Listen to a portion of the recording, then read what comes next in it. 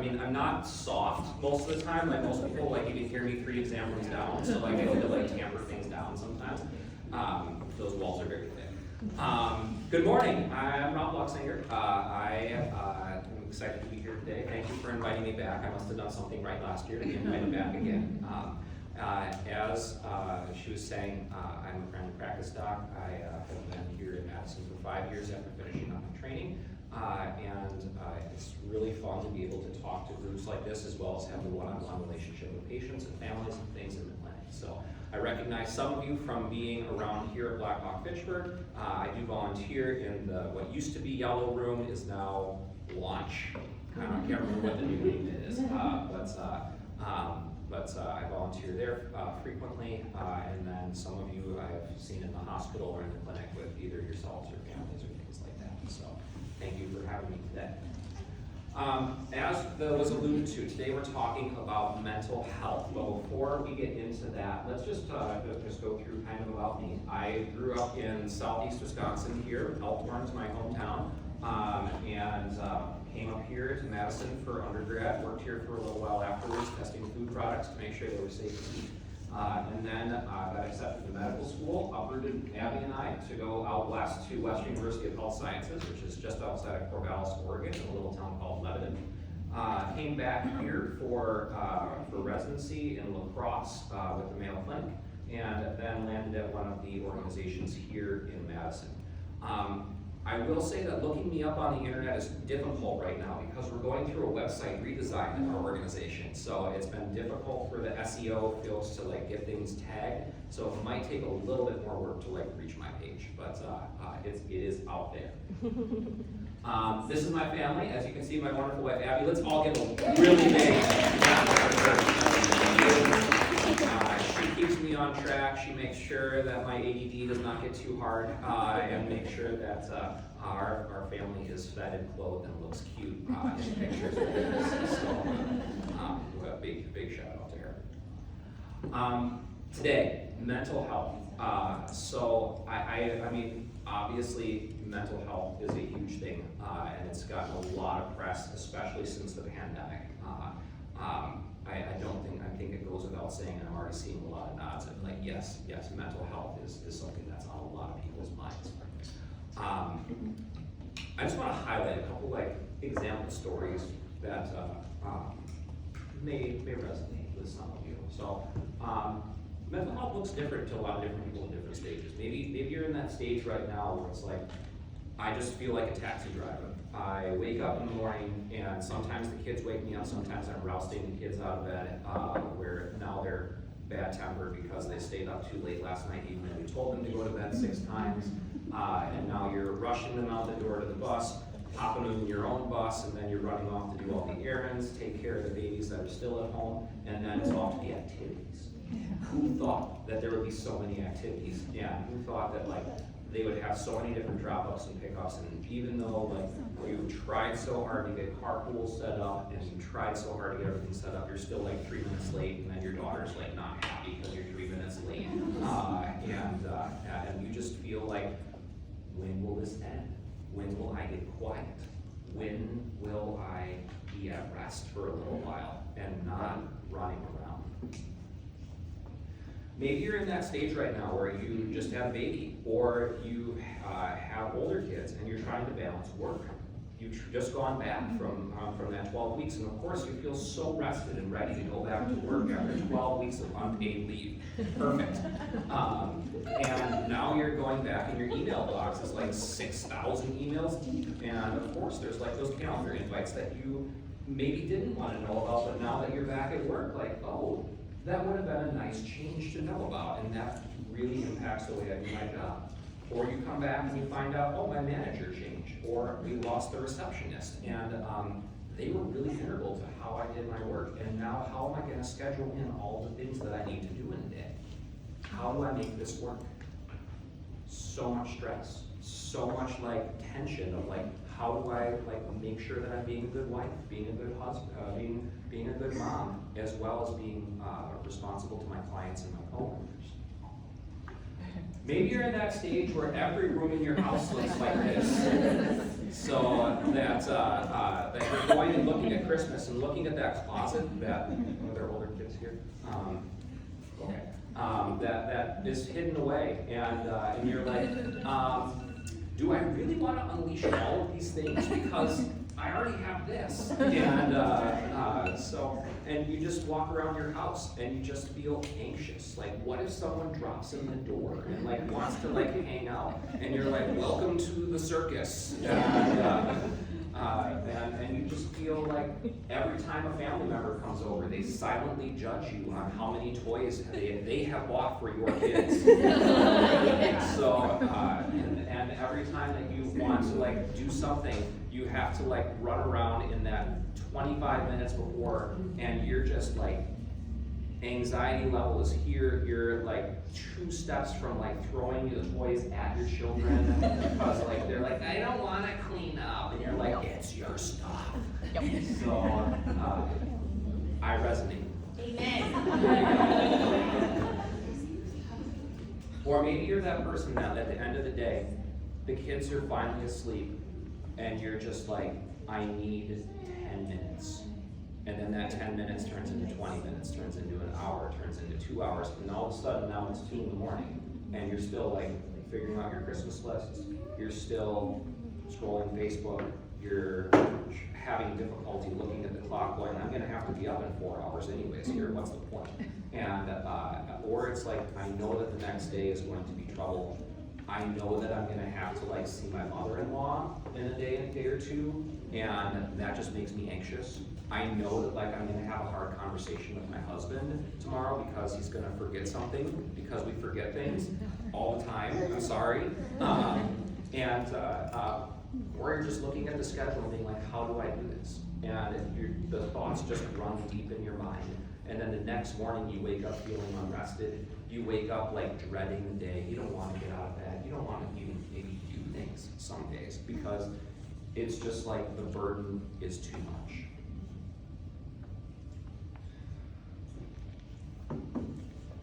Mental health is a huge, huge thing inside of primary care as well as specialty care. I don't know if anyone has tried to get a counselor recently or to even see a psychiatrist or or just getting into your general practice doc.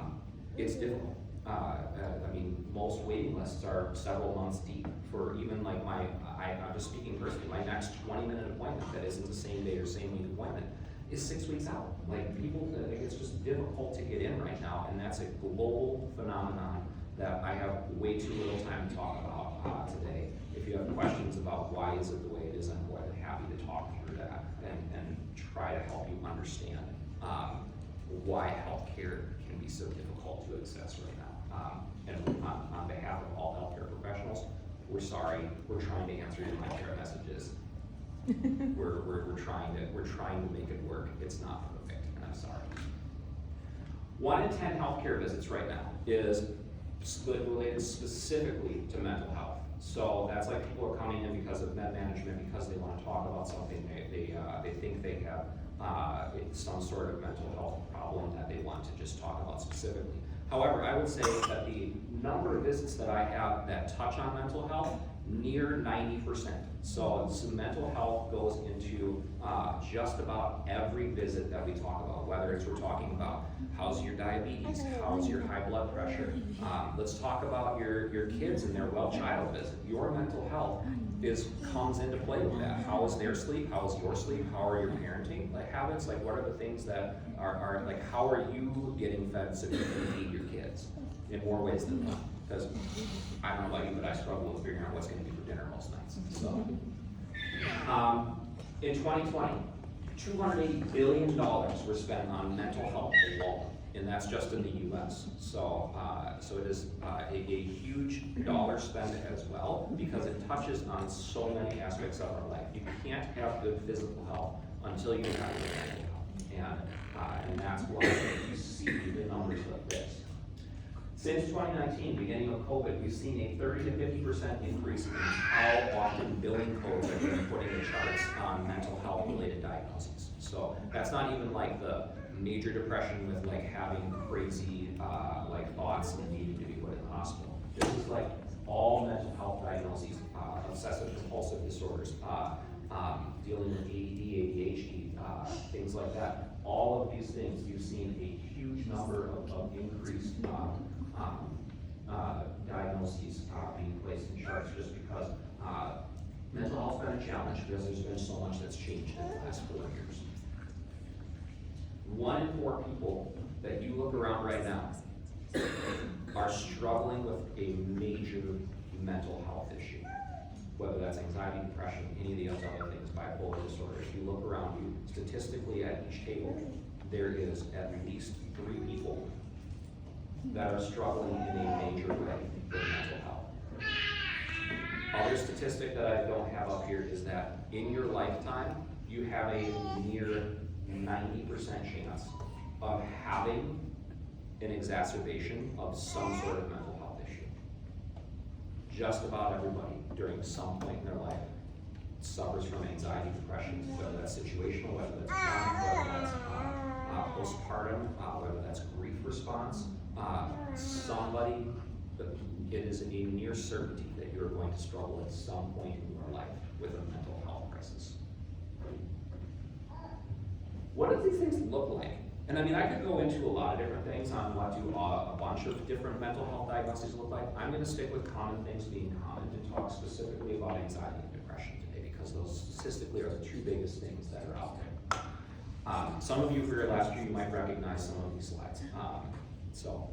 This is one of them. Depression, feeling sad, hopeless, discouraged, worthless, guilty, or flat. Like you either have way emotions that are all over the place, or it's just like, I feel nothing. I feel down. I feel stuck. I don't want to get out of bed. Frustration, anger, hostility. It's much easier to like enjoy your spouse and like put up with his stupid jokes when it's when you're feeling well mentally. Like those jokes can just be grating otherwise. Loss of interest or pleasure, taking care of your kids even. Like, Mom, can we go to the park? I don't feel like it, sort of thing. Let's find something else to do.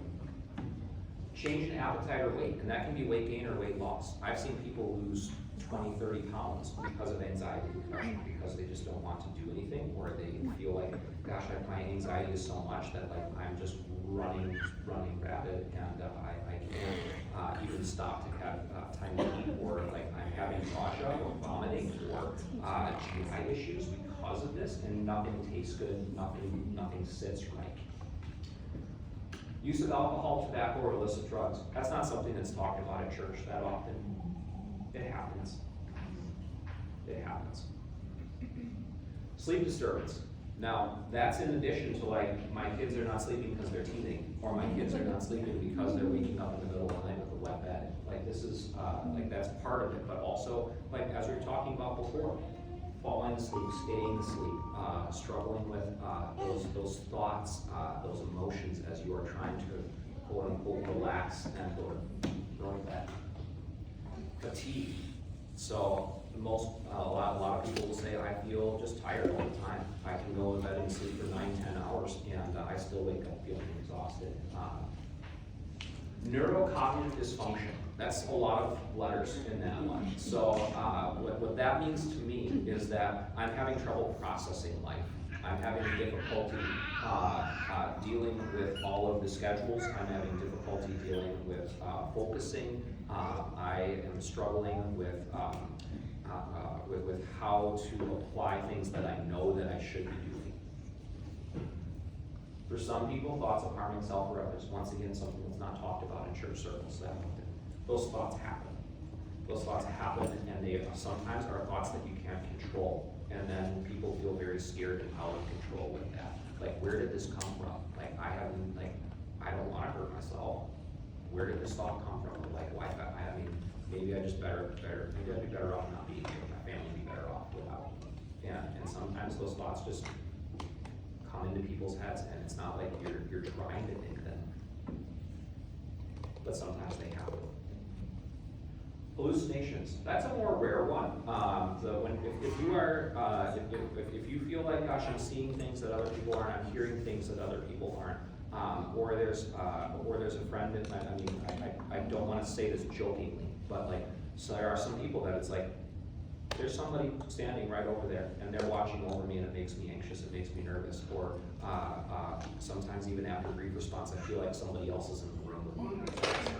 Like that happens to people, and those are real deal. Anxiety, worry and fear that impairs daily function. Worry and fear are a hard one because they are a natural part of life that is necessary. We want you to run when the bear is in the room.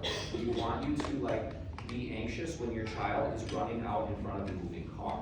However, if there is not something that is an active stressor that it should induce fear, and you're still feeling that, that's a problem, especially when it gets into impairing daily function, being able to do the things that you need to do. Restlessness. You can't sit still. You sit down on the couch and immediately you look around and it's dishes, laundry, more laundry, last week's laundry, and you just can't sit still because there's just so much going on in your mind. Or you're thinking about oh, I've got 16 messages that are unread right now, and I need to get back to my sister, and the group chat's blowing up, and the emails need to be done. There's just so much on your mind that you just can't rest. Decreased concentration. I mean, when you've got the group chat and your laundry and everything else, how do you pick one thing? Often, you just feel like there's just so much that I don't even know what to concentrate on right now. Obsessions or compulsions. So this is more of I have rituals that I need to do. I mean, a lot of people think about I need to check the locks and knock 3 times on the door. No, I mean, but it can be more subtle than that. It can be I need to make sure that all of my shoes are lined up for the next day. I need to make sure that my outfits are laid out. Those are all good things, and we'll talk about things like this later in the talk, that those are good things, but when they become ultimate things, and then they become things that impair you rather than that empower you, that's anxiety. Poor sleep, what we were talking about before. Irritability, feeling tense. So, as you can see, there's a lot of these things that kind of overlap, which makes sense biochemically. I don't know how much you guys remember from college or high school biology, but serotonin and norepinephrine do both of these things. They're involved deeply in the signaling pathways. I don't want to nerd out on you guys too much here, but these are hand in hand because of how they are expressed inside your brain. So what can we do about this? Well, there's lots of things that we can do about this, and it's going to feel different to everyone. When I put together this talk, I wanted to, I took some time to think about how I was going to approach the applicable part of this rather than just the knowledge part. Because first and foremost, I didn't want my talk to come across as how to create the perfect life, a step-by-step guide. That is a real book. I'm not bashing the book, okay? So I'm not bashing this book at all. But what I'm saying is that even if you apply everything that I'm doing in this, it still may not get better. We still live in a fallen world. And all of these things are not going to be applicable to everybody in the room at the same time. What works for somebody is not going to work for somebody else. And so there are some things that might resonate with you. There are some things that might be ooh, that might be a good thing to look into, or I don't really feel that one. This is like a Proverbs talk here. Not every proverb is going to apply to you at the same time, but I'm going to try to put out some general knowledge on how you can think about things and something that may be hey, this is something that could be helpful. The other thing is that I don't want this to come across as too Sunday school. I don't want to be just put your cares on Jesus, and trust in Jesus, and it's going to get better. This is not a prosperity gospel talk. This is not a talk of hey, if you do all these things, God will bless you, and He will bring joy to your family and to your life. This is not what I'm going for. Once again, we live in a fallen world, and not everything is going to work out the way that we want it to, even with the best intentions. And also, I know that some people have gotten burned by people in the past. Why aren't you trusting God? Why aren't you taking your depression and giving it to Jesus? Why don't you pray for him? Thanks. Appreciate y'all, but trying real hard. And those are just not helpful things for a lot of people. I don't want my talk today to be something that is like convicting to you. I mean, I want to give you tools and resources, but at the same time, like, I'm not here to be like, y'all just need to pray more. That's not what I'm here for today. Y'all need to just apply these three simple things, and it's gonna make your life 1,000% better. I don't know why I got a southern accent. Sorry, don't mean to offend anybody who's the other thing is I'm not a car salesman. I'm not here to sell you a product here today. None of these things are like, hey, I've got a plan for you and you need to buy my book. I don't have a book, okay? I'm here to give research-driven things that are proven to be helpful by medicine, like studies, okay? So like I'm here to like present to you information and strategies. I'm not here to like say, you then have to apply all of them in the 5-step program, the branded Luchsinger way. Like, that is not what I'm here to do. As I said, these are tools. This is not a step-by-step protocol. These are things that will work for some people, these will not work for others. But I just want to like think about first, how can we equip women? How can we equip families to do well? And equipping doesn't come from a book. Equipping comes from first remembering that we are reflections of Christ. We have been given the body that God designed us to have. We've been given the capabilities that God designed us to have. We've also been given the faults that God designed us to have. And the ways that we are going to struggle, and the ways that we are going to need help with and need community to help work through. Like, all of these things are designed by God with purpose. And that's the first thing that I want to talk about, is that when we think about our mental health, we first of all have to think about that we were designed with purpose. God sent us here for a reason. And maybe that reason is that I'm just at home with my kids right now. And that's awesome. Truly, that is awesome. And for some people, it may be like, I'm designed to work 20 hours a week and then be home with my kids. My husband and I split time. My grandparents help out, stuff like that. Maybe it's I send my kids to daycare right now because I feel like my work is really important, and God has laid it on me that I should be working right now, and that's okay. All of these things are okay. And having purposes outside of the home, definitely okay. Like, when I was searching stuff for pictures, like, one of the first things that came up in the internet search bar is, does God want me to work with kids? Like, that was one of the first search bar things that came up with me when I was looking for pictures to put in this presentation. And I was like, that is really telling that a lot of women, especially women in the church, struggle with what is my purpose right now. How do we find help with this purpose? Because I know that a lot of folks go through this struggle of, what am I supposed to be doing with my life right now? And as much as I want to say, go to your Bible, like, that's not that helpful when people are going for that. I mean, obviously there's passages that help guide that, but what we really need is mentorship. Let's give a shout out for all the mentor moms here. So we've got women who have been through some stuff in this room. So mentorship is a huge way of helping people figure out what their purpose is, and finding people in your life that can speak into the areas that maybe you don't want to speak into. I'm like, hey, what's holding me back from finding my purpose? Or from a career standpoint, finding good mentors is something that's like a huge hot button issue in a lot of corporate America, as probably some of you know. Like, how can we, coming back from pandemic, like, people were isolated, people were working at home, people were at home with their kids, which was so much fun, and so much family time. And now, like, we're coming back and people are feeling lost, especially folks who are in the 18 to 32 range, where it's like, hey, I'm just developing my career. I've got maybe a different attitude about work than maybe what people who are in their 50s and 60s have. And how do I manage to do all of these things? Once again, not bashing any generational differences here, because I think that each generation has different attitudes towards work that are healthy and different attitudes that are unhealthy. But I think that finding mentoring of how do you grow your life, whatever that looks like right now, is really, really helpful.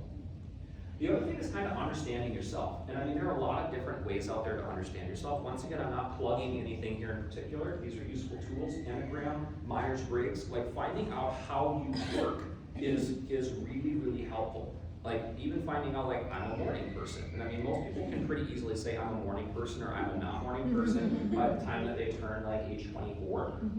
But I think that understanding like, hey, when I'm confronted with a problem, how do I respond to that mentally? How do I respond to that emotionally? And then understanding those emotions and understanding how you confront problems and how you then solve those things is really helpful at then achieving the success that you want to achieve. Counterpoint, and you're going to see this with every slide. How can we get help? What is the counterpoint? I don't want you to turn your personality into an identity.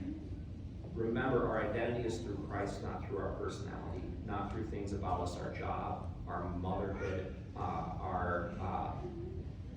I have OCD. That's who I am. So like there's, and once again, I'm not picking on OCD. I have it so I can pick on it. A lot of folks struggle with then turning their mental health into what they are. And I don't want you guys to fall into that trap. Understanding who you are and how you work is really important, but turning that into who I am can be really unhealthy. We're designed to have rhythms.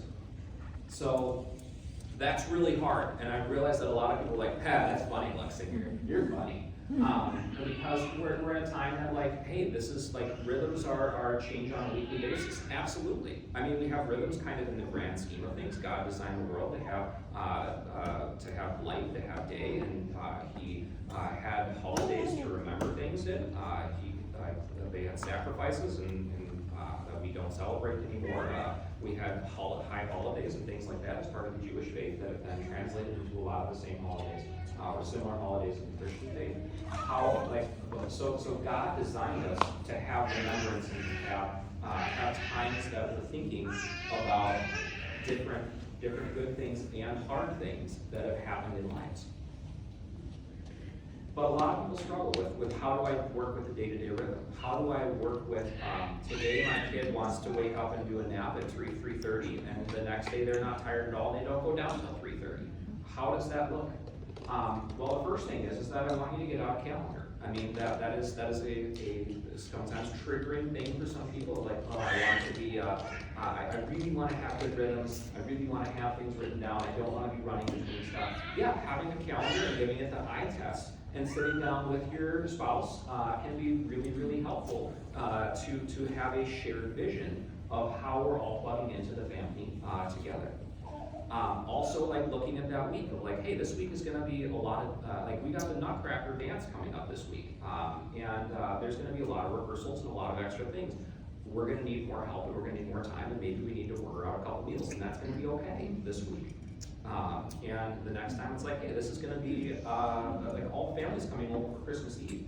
I need the day to cook and I need you to take off so that way that, or I need grandma to come over so they can watch the babies so I can do the things that make sense for my family.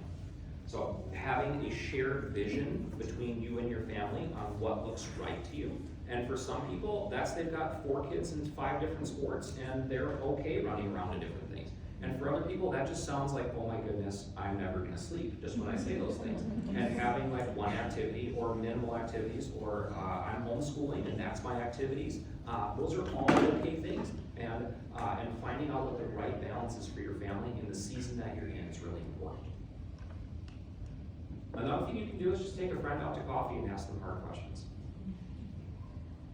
What am I missing in my life? I feel like I am, I feel like I'm struggling. I feel like I'm hitting the same walls. I feel like I'm always running. I feel like I'm always late. I feel like I'm always, I feel like something is off here. And then give them the floor and come in with open palms up. This is gonna be some hard feedback. And I may not like what I hear here. And I mean, that takes some vulnerability, it takes a good friendship, it takes a good mentor to be able to talk to people about that well, and give the gentle guidance with the intention of love and to be able to make improvements. But that is something that you can think about if you are ready for that step. Counterpoint. Overscheduling. So a lot of people think that the calendar to me just feels overwhelming because when I see all these things in the list, it gives me anxiety. Or if I see all of these things, then I'm going to have no free time. Or I think that when you go through your calendar, you should be looking at scheduling in, when are we going to have rest and downtime? When are we going to have fun family events? So it's not like the only thing that's on your calendar is kid activities and life group and other things like that are extroverted stuff. How do I schedule, if you're an introvert, how do I schedule in that time for personal reflection? How do I schedule in, it's okay to have some time to scroll your phone and catch up on messages and enjoy keep up on the news or enjoy the pictures that your friends are posting on Instagram. Those are all good things. There's a balance between free-form living, where it's just the kids are leading the life right here, versus overscheduling, where it feels like I'm just in a box now. And I think that 95% of people stay within the boundaries most of their time. I call it the pendulum of parenting, where you have some people that are just I enjoy feeding my baby whenever I want to, and they kind of lead the life, and that's okay. It's okay to have somebody who is more of an attachment style parent, or somebody who's we're just going to lead where God leads us today. And then there are other people that's really stressful to me, but then they swing too far the other way of I want my nap time to be between 1 and 3:30, and then they will wake up, and then we will go do this, and then we will go do that.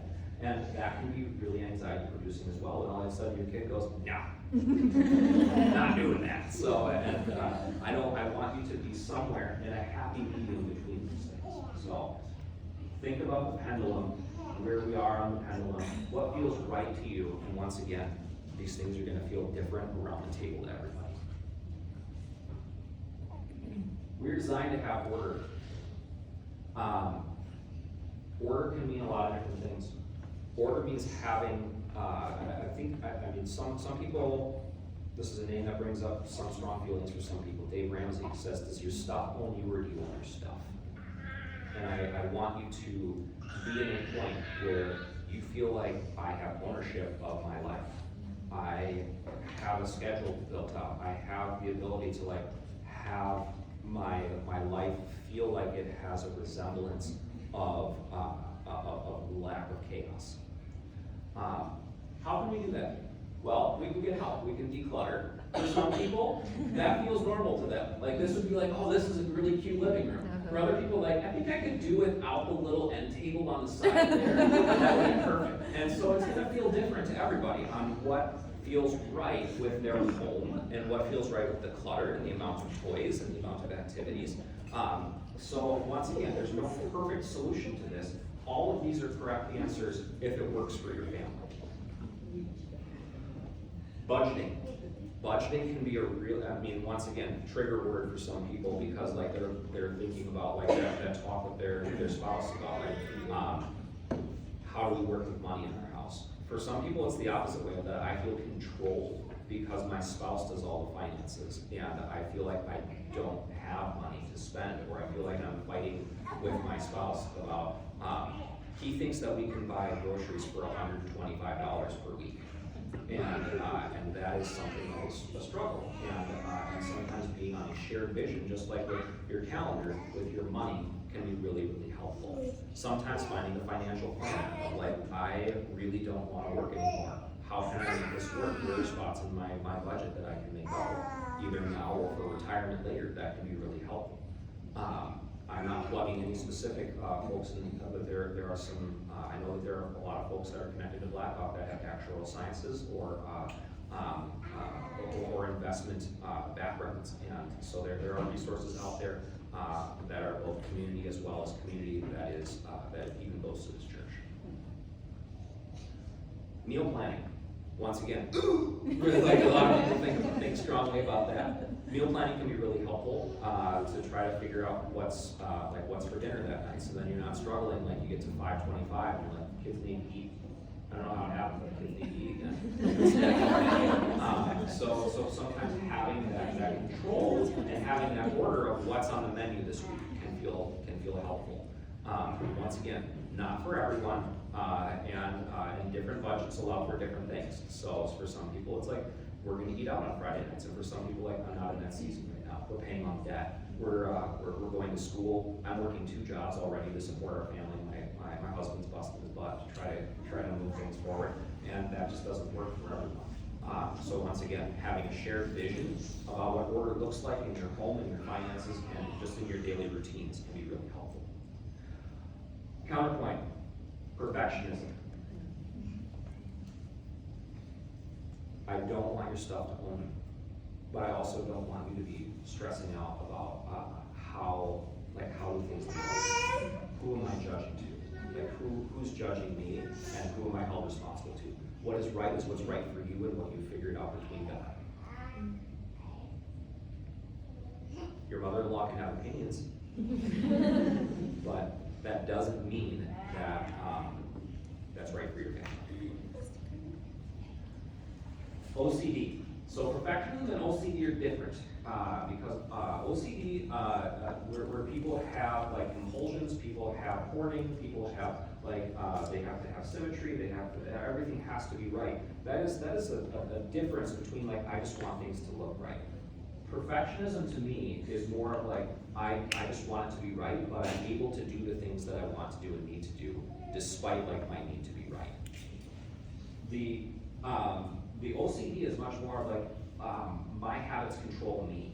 I can't get out of the house without like making sure that like the stove is off and doing this and doing that, and these are perfectly lined up, and I've checked all the locks, and and everything is this is something that like if I don't hard stop this, then I am going to have problems later in the day. So OCD is different, but similar to perfectionism. We're designed to have rest. Amen. So, like we're designed to have times where we don't have to be responsible for things. We are designed to have times when we shouldn't be working. We are designed to have times to have fun. God created a great planet for us, and we should have time to enjoy it.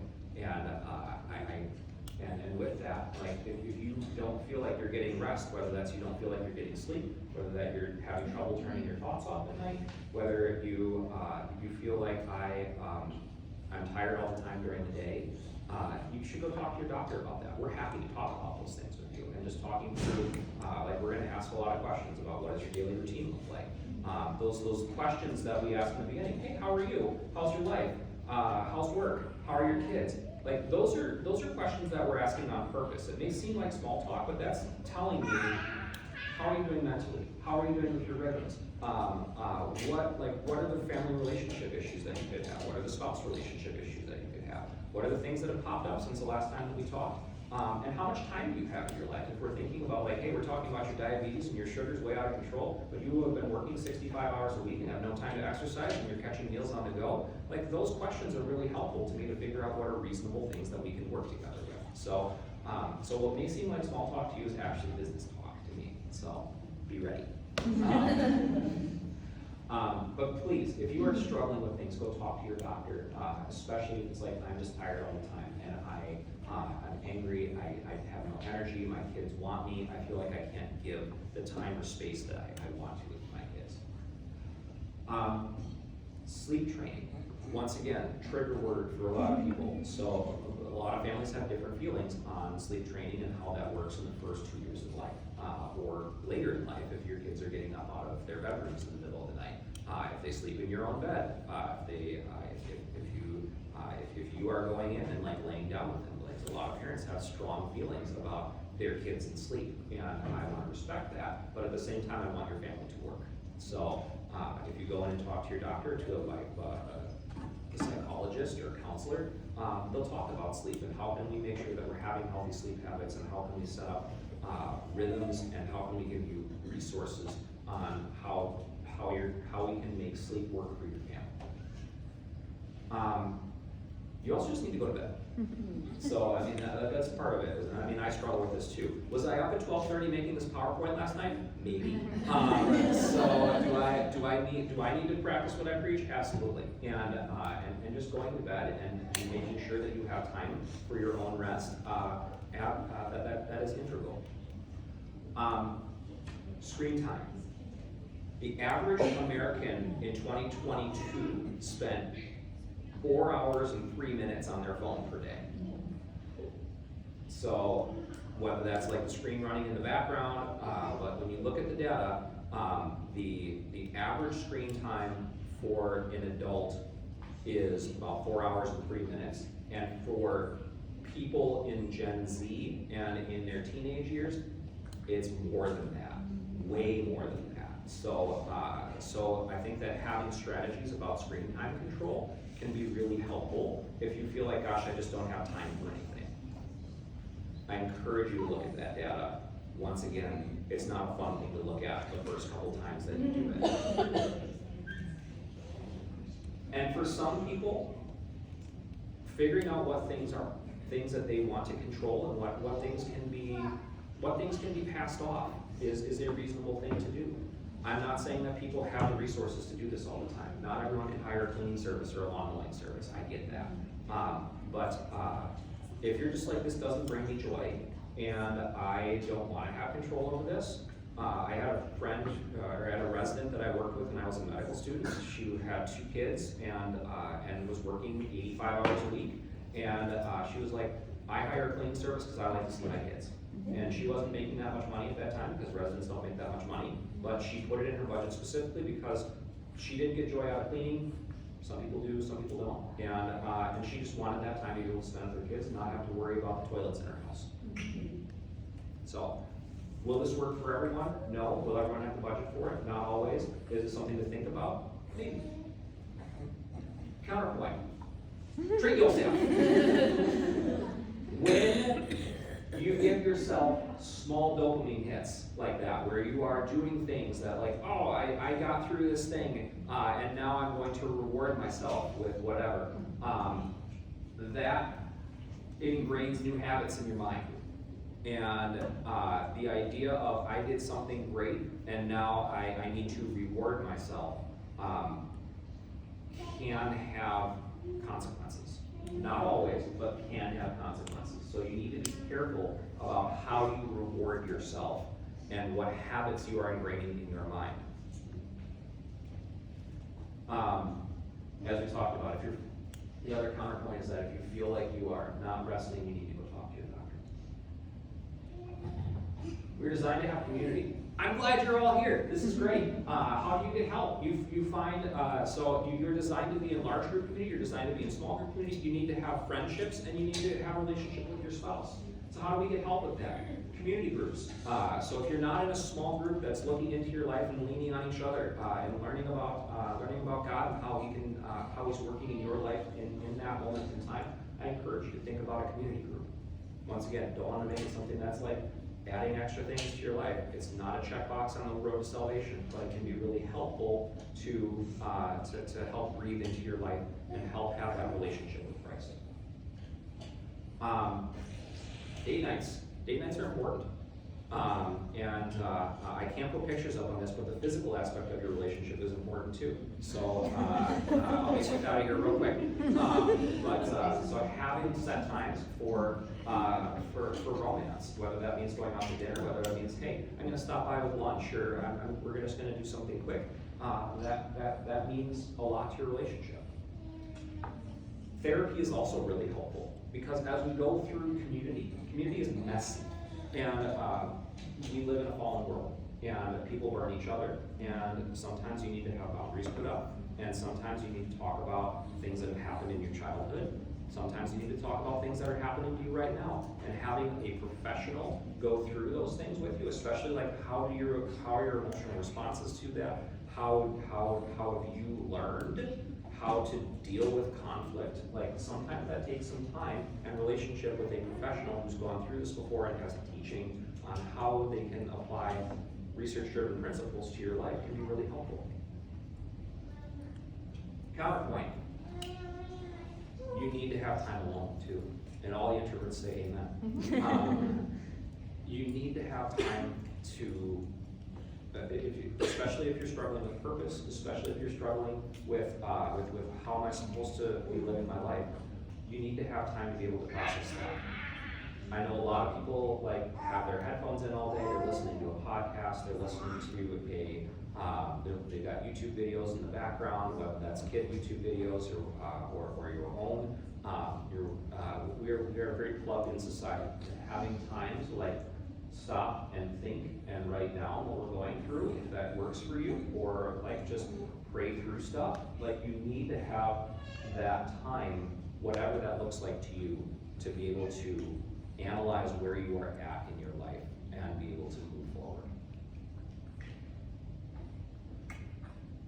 God designed us to be active in nature. We live in a beautiful world, and there are lots of ways to get out. However, there are a lot of barriers as well that we have. Number one being time. Number two being physical. If you've just had a baby, yeah, I don't expect you to be running an Ironman the next week. I don't expect everyone to be doing family hikes when they have a 3-year-old and a 5-year-old. I don't know if anyone's tried a family hike with kids under 5. Most of the time, the kids are up on your shoulders by a half-mile one. And somebody wants a snack and somebody's got to go potty. And so going out and being Maria von Trapp and being like the hills are alive and I'm out in nature may not look right for you. Also, like going to the gym may not be something that you're excited about. That exercise may not be something that you're excited about. Because you may have physical issues as well too. A lot of people have physical issues. Like it's okay to see a PT. It's okay to go talk to your doctor about chronic discomfort that you're having. I know chronic discomfort's a really pop-up topic, especially in the opioid crisis right now. But we welcome these conversations because once again, we want you to thrive.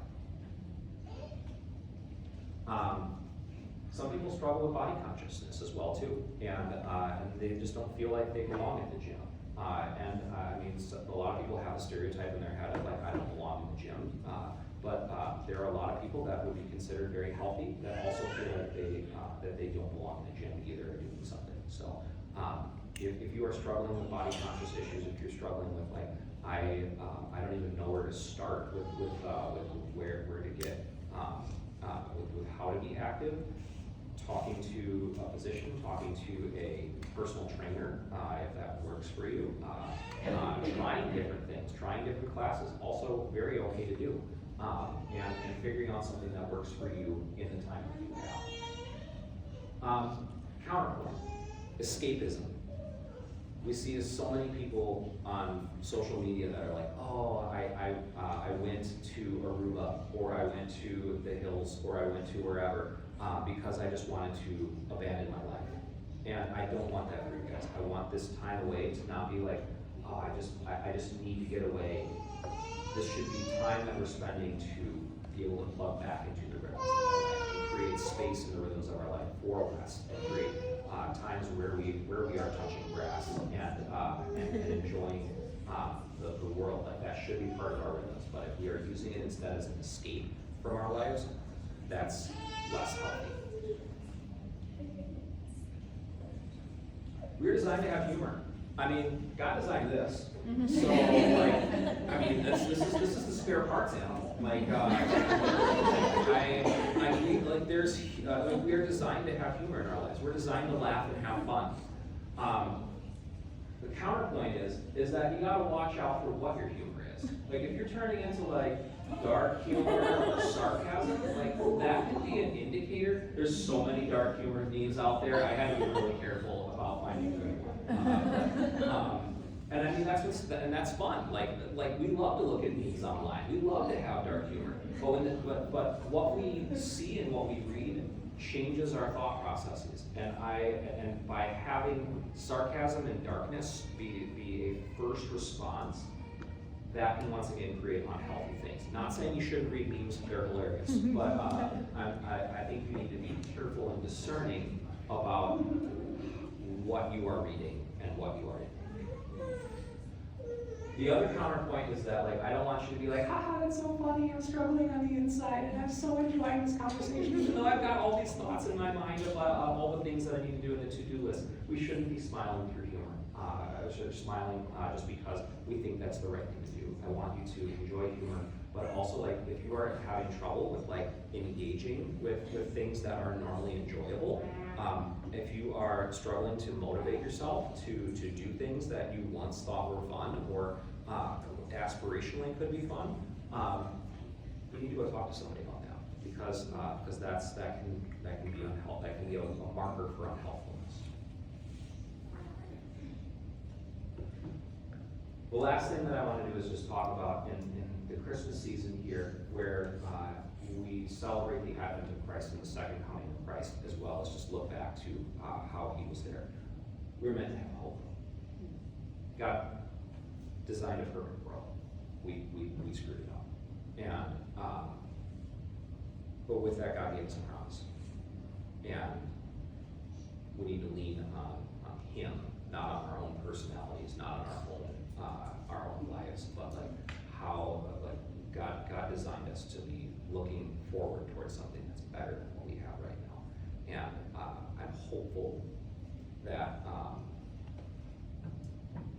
as you work through some of these things in your life and how different seasons change who you are, because they do change who you are, that we can look to Christ, we can look to God to have our hope rather than to our own understanding and to our own talents, and that we are becoming, as we talked about, a reflection of him rather than what we deem is best. So, some people, as we've gone through this, have thought, gosh, some of these ring truer than what I wish that they did, and I need help. How can I get help? If you need help now, like there's helplines out there. These are 24-hour helplines. There's always people manning this. If you are struggling with invasive thoughts, if you are struggling with things that, like, I'm in the middle of the night and I feel really dark, you can still call these numbers 24/7, 365, Christmas Day, New Year's Day, Thanksgiving, because everyone loves that. I mean, mental health doesn't flare at all after Thanksgiving. There's people to help you, and people to decide, like, help you work through, like, do I need to go in for this? Do I need to go see my doctor within a week? Do I need to see my doctor within a month? Can I wait till my physical in 6 months? Like, these are things that, like, are okay conversations to have. If you have thoughts of harming self or harming others, you just gotta go in. And if those things are where you feel unsafe with yourself, or if there's people around you that feel unsafe with those things, the emergency room is the best place to get help. Once again, chatting with medical professionals is really helpful as well too, whether that's a counselor, whether that's a family practice doc, whether that's your kid's pediatrician, internal medicine, or OBGYN, if that's who's taking care of you right now, or seeing a dedicated psychiatrist, or nurse practitioner or PA within psychiatry. Like, those are all very reasonable resources to seek out. We also have care ministries here at Blackhawk. I don't know if any of you saw the ads for Blue Christmas coming up. This is an unofficial plug for that. A lot of people are working through things right now that they're going through holidays that look different because of sickness, because of death, because of things that are going on in people's lives. We have people that can pray with you, that can do one-on-one ministry, that can do small group ministry, as well as plug you into community resources here at Blackhawk. So if you are struggling, please do not hesitate to reach out to the care team here.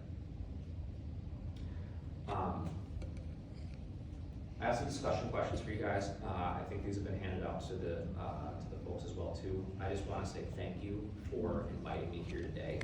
I probably went over my time a little bit, but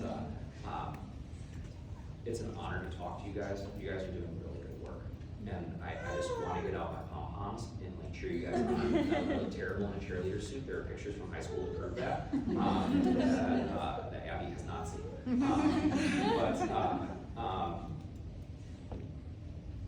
What you're doing is important. Whatever that looks like to you right now, that is what you're doing is important. and we are here to help. So thank you. Dr. Rob, how can we pray for you? Sorry, put you on the spot. No, you're fine. That's great. I think that pray for the whole healthcare team, I think is more things. Is that staffing is such an issue in a lot of the offices, whether that's physician staffing or nursing staffing or the rooming staff. Like everyone is being pushed to the edge of their license right now, and the edge of doing things, and the edge of like, there's just so much like stuff coming in every day through inboxes, that just pray for peace, and just if you know of people that want to go into medicine, don't discourage them from doing it. Right. And sorry, I don't know if we told you about the story, but we're gonna do like a 5-minute Q&A session with you specifically. Yeah, that sounds great. Awesome. So again, it's gonna be short but sweet, and we are gonna pray for you after. I just wanted to make sure that we got that out. So also y'all can just be thinking of that in your prayer time, reflecting on loss. So we are gonna open this up. Hopefully y'all were thinking about maybe some questions that popped up throughout the lecture that you wanna ask. So we'll just do a show of hands. Anybody? If not, I have some in my doodle too to share, but I guess I'll start us off. So what would you say to, I know it probably resonated with everybody else too, the sitting down and I have so much to do, how much of that do you think we as moms, like, are we getting away with excusing it as, well, that's just motherhood, that's just busyness, versus when does it become an actual, no, you shouldn't be feeling this way, like, you don't have to give specifics, but I feel like we can all resonate with like, yeah, it's really hard for me to unwind, I'm running a household, I'm taking care of kids, but when is that gonna, where is the, maybe not hard line, but where is the area of, yeah, this might be a problem versus this is a season? Yeah. That's a great question. I think the things that I think about are sustainability. So is what I'm doing sustainable right now?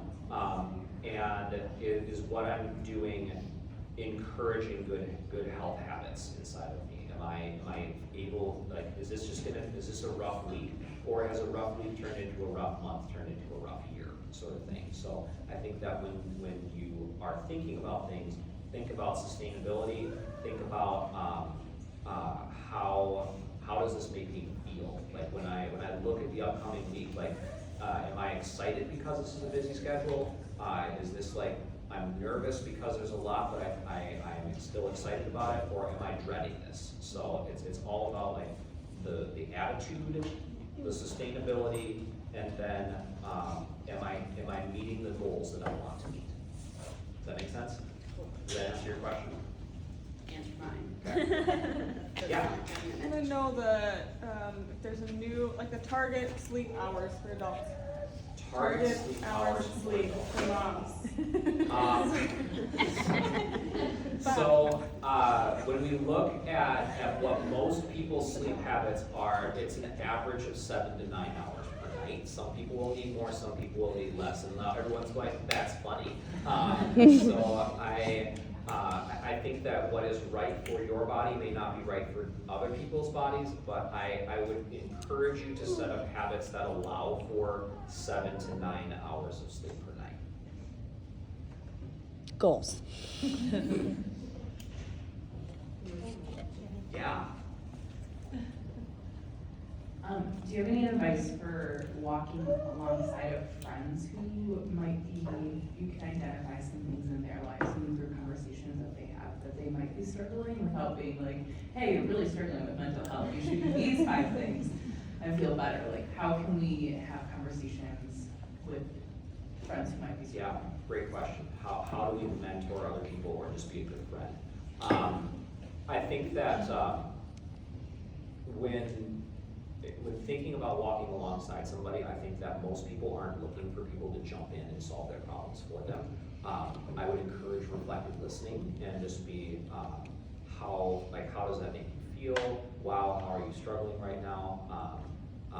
What are, like just asking questions more than trying to provide answers, I think, because most people, if you ask them enough questions, like they can kind of figure out what'll work for them. That's one of the therapy tricks out there, is that if you ask enough questions, a lot of the time people like find their own answers. And when you have that, then it's generally things that when they have come up with it, that then they're invested in doing with that, as well as it makes sense to them. So it's not like somebody who's coming in and being like, well, here's 5 steps of how to make your mental health better.